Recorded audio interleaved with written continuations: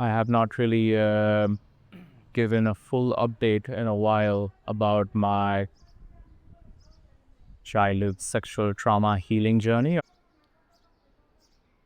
Firstly, while I was in that aspect of my journey where I was trying to find out who all did what kinds of things to me in what places, like there was a season of my journey where that was the focus, like who did what to me in what places.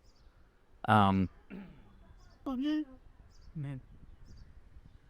and yeah, after I recovered the memories with my grandfather and then his friend, it really like kept me in that headspace for a long time of like, oh, who all did what and what places. And that was destabilizing to say the least. Just in many ways, because I think it just made me susceptible to fantastical wondering that honestly could have just driven me insane if I like persisted along that line of thought. Who all did what all to me in my childhood and what places? The places part wasn't that relevant. I'm firstly grateful that I was able to step beyond that. Yeah, and almost like trusting of whatever is meant to be revealed will be revealed in due time. And yeah, I don't need to hunt for it. I can just rest, relax, do something creative. Whatever is meant to be revealed will be revealed in due time. I don't need to chase after it. So that kind of brought me back into this like, oh yeah, we can just be here. We don't need to go anywhere. Um, we can just do what we need to do with our life. And whatever needs to be revealed will be revealed.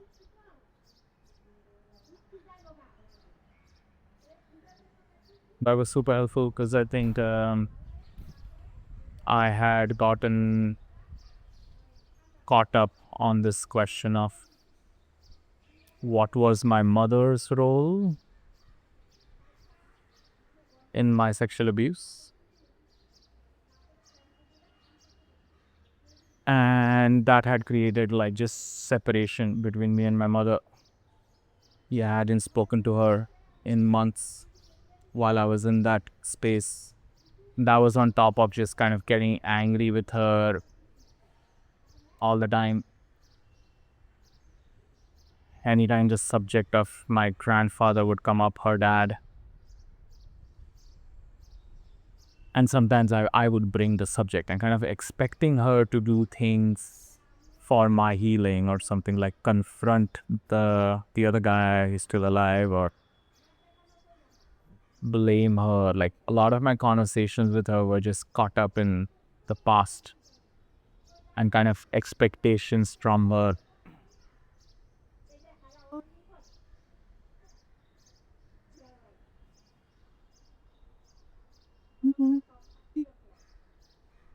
And so I feel glad to be past that because it just doesn't create a good conversational environment when one person is showing up in it with like expectations of how the other person should act, because sometimes those expectations get fulfilled, sometimes they don't. When they don't, the person is upset,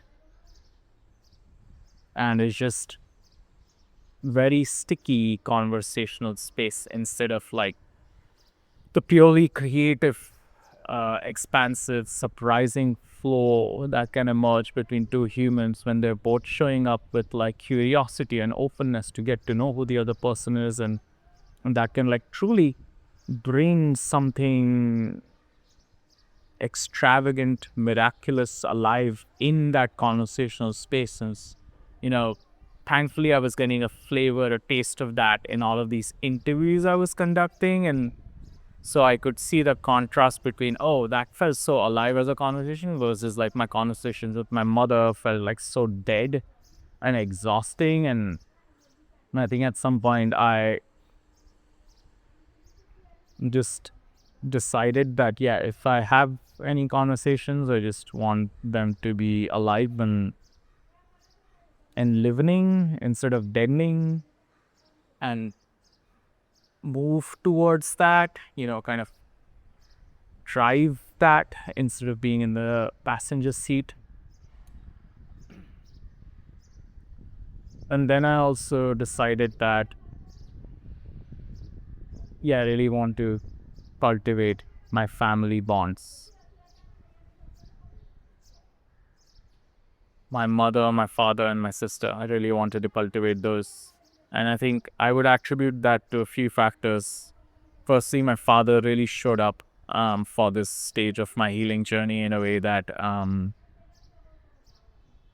I just had not experienced from him. I had not had the opportunity to receive that from him in the past.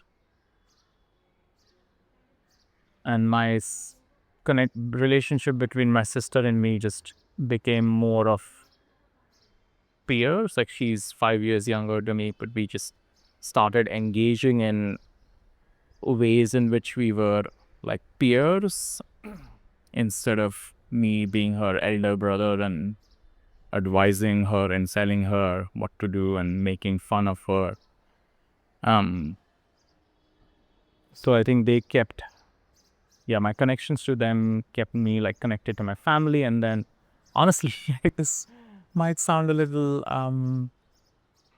trivial perhaps, or mundane, but I was a man in my late 30s trying to find community in a small American town, a dark man in my late 30s. And it, just wasn't going as smoothly. And I was just running into complicated challenges. And then I often noticed that the challenges had this flavor of paternal wounding projection from me onto others, from others onto me. Like father mother wounding projections. And I was just like, oh, interesting. Whatever work I have not done with my mother and father seems to show up in other connections, so might as well do that work directly with them instead of trying to resolve it by proxy almost.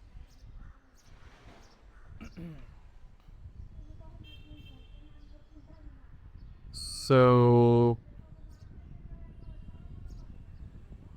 yeah, that. And I think I'll also say that in my first divorce, I experienced it very clearly because I'd like really gotten close to my then wife's family, because from my perspective, they had a healthier family dynamic than my family ever did. I'd gotten really close to them, and they also had a bigger house in Mumbai, which is a big deal. And then I just like lost all of them when shit hit the fan with her.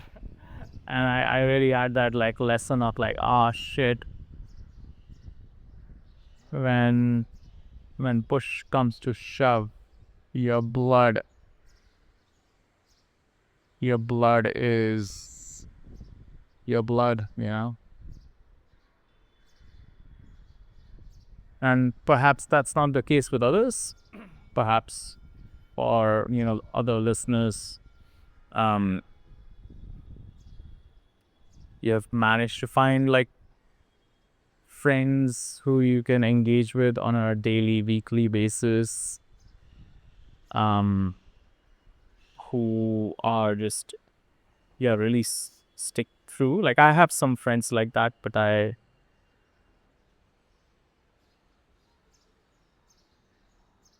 it was difficult to create that locally in Asheville.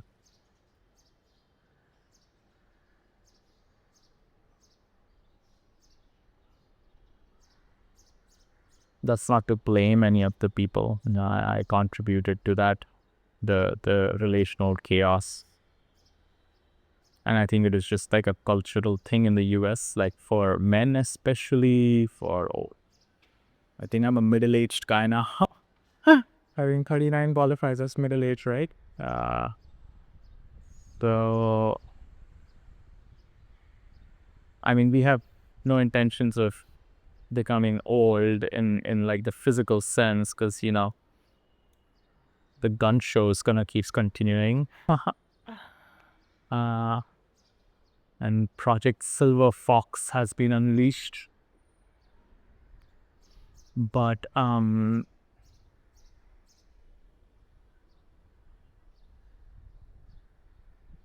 yeah, it was helpful to just come to this clarity of like, I really want to like double down on my family bonds,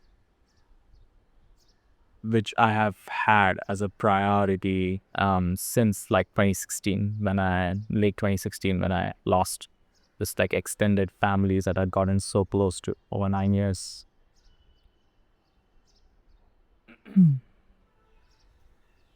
Yeah, I think a man really needs to cultivate his own family and his own friends independent of like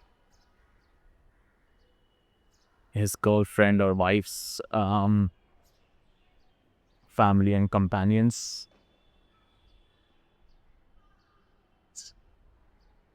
You know, the many men kind of made that mistake of just kind of chasing women one after the other.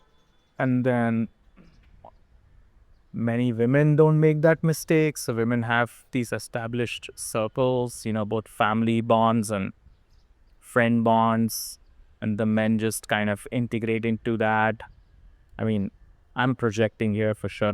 I have no idea how many men made this mistake. I've made this mistake in the past.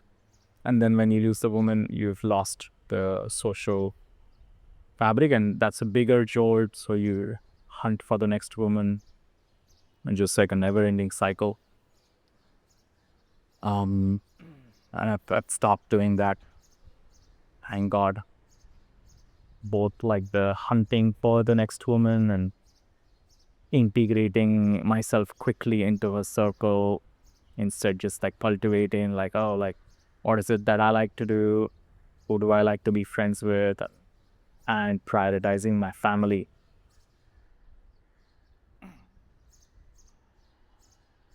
um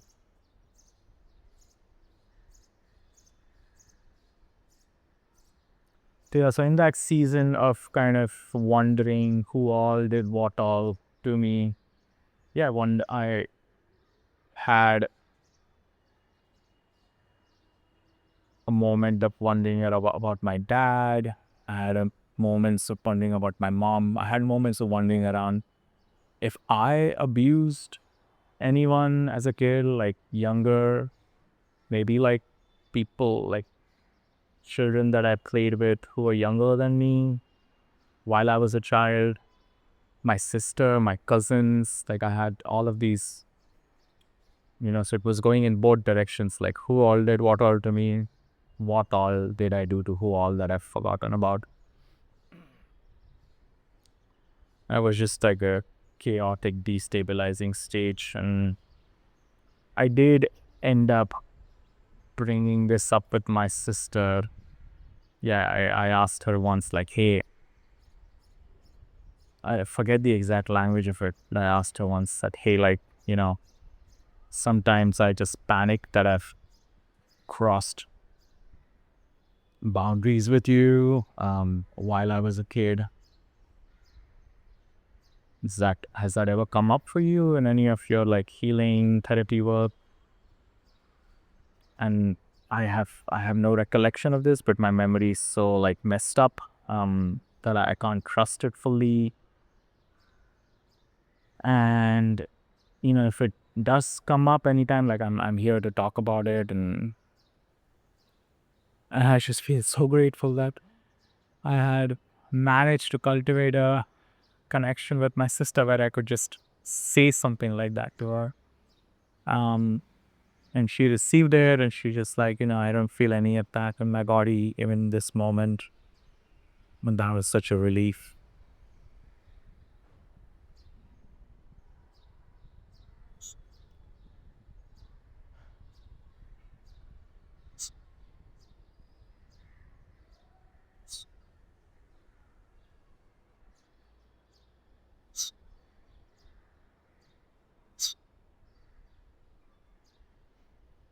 Yeah, that was a big relief.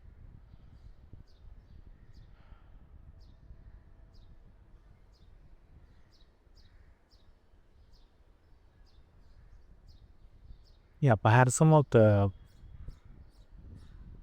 listeners might resonate with this. Just the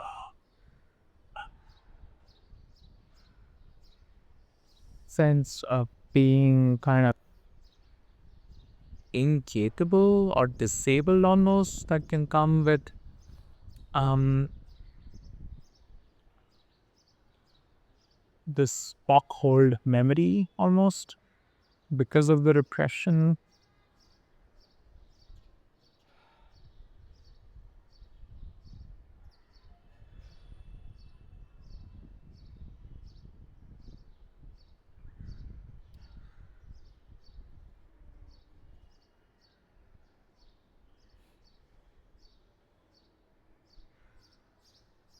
To the point where like, minor forgetting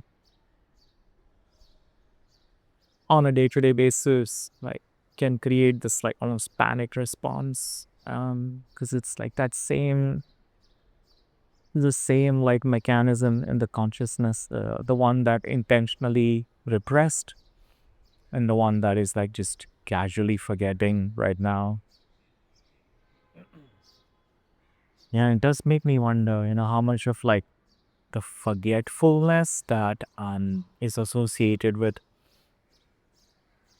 old age amongst men. There's this like cultural meme about like men being forgetful as they get old. Yeah, how much of that is like um associated with unaddressed trauma repression mechanisms? Like if the trauma repression mechanisms aren't healed or addressed, then perhaps over time they just start dominating a human's consciousness, and thereby you just start forgetting a bunch of things. And then it's also made me like susceptible to like just straight up lies from people, because I'm always carrying this like possibility that I've forgotten. And it just makes me susceptible to just blatant lies. And that's been a whole journey of discerning, like holding space for, yeah, it's possible that I've forgotten, and then not panicking when I do forget something, and then being able to sense into another person and what they're saying and when they're lying. Um, and this came up for me last year, as I was like experiencing a form of like what I would call small town cancellation in this little town, Ashro. And there were different threads in, there were like a few handful of women, and I think maybe a trans woman that were driving this. And there were a few different threads of that cancellation journey. Yeah, they seem pretty committed to ensuring that I stay isolated or I don't get invited to places. And I don't think it's that difficult. Like having gone through this, I don't think it's that difficult to do something like that to someone. It's very easy. There is no legal recourse for actions like that. And yeah, you just need like 3-4 people to commit together to decide, yeah, let's not invite this person anywhere, because the American social fabric is so weak, you know. Anyways, there's only like 3 or 4 people doing the hosting and the inviting. So all you need to do is like pressurize those 3-4 people, and then many of those people, it's like a culture in America prioritizing comfort over integrity. So it's quite easy. It's quite easy to pull off like a small town cancellation. And as I was experiencing that, and there's complex layers to it that I won't get into. Or one of the aspects was like one of the women was like blatantly lying about a phone call she had with me, trying to give me feedback where I wasn't open to it.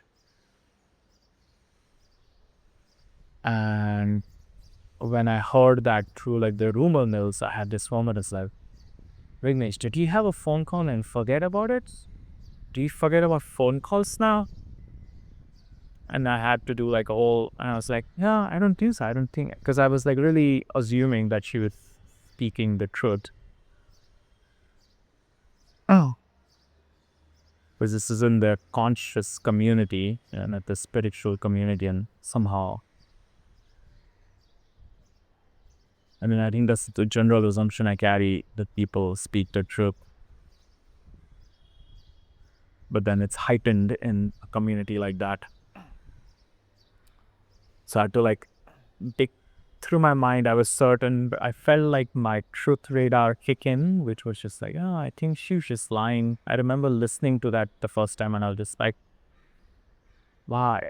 I don't think I've said that about anyone in a while. I don't remember the last time I had concluded someone in like my extended friends community. I'd think like, oh, this person is lying.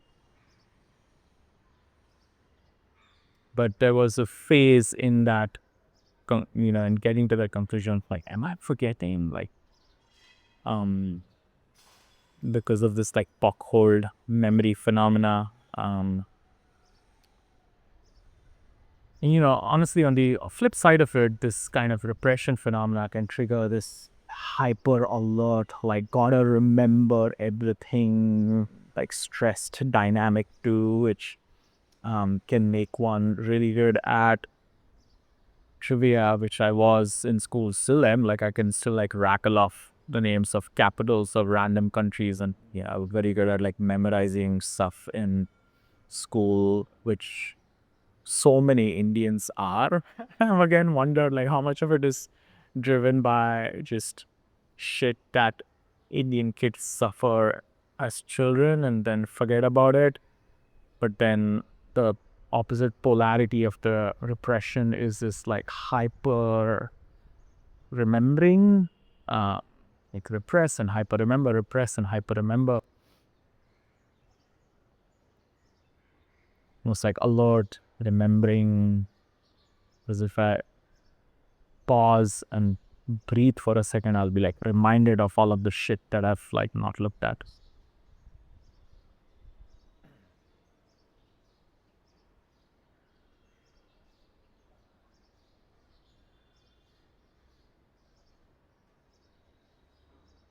I think that was the same energy with which I was chasing memories and wondering who all did what all to me, and what all did I do to who all. So I feel like peace, calm, like relaxed now on that, and I feel like that's an old chapter now, and I'm thankful to be back in just healthy connection with my mother, my father. My connection with my sister is so joyful, so grateful for that. I took my mother out for our dinner this Friday, and we just like just talked from a fresh slate. There was um no like, what have you done to help me heal? Interrogation mode. Yeah. I just felt like, you can just chill and relax and, look all what's around, see what we are noticing, and just like shoot the shit. And, there's like interesting things that come up, and let's help each other move forward instead of like, why did you fail me when I was a kid? And how did we not know? And then her being like, I'm not even sure if this happened to you. Then me getting triggered, me getting angry at her. And then it's like rinse and repeats. I'm like grateful all of that has come to a close.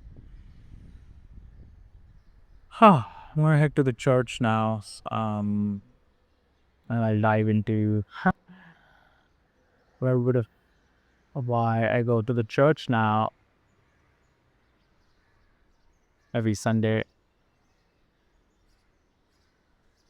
in next update episode.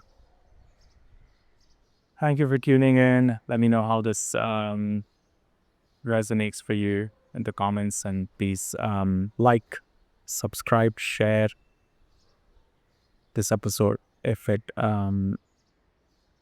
helped you and you think it might help others.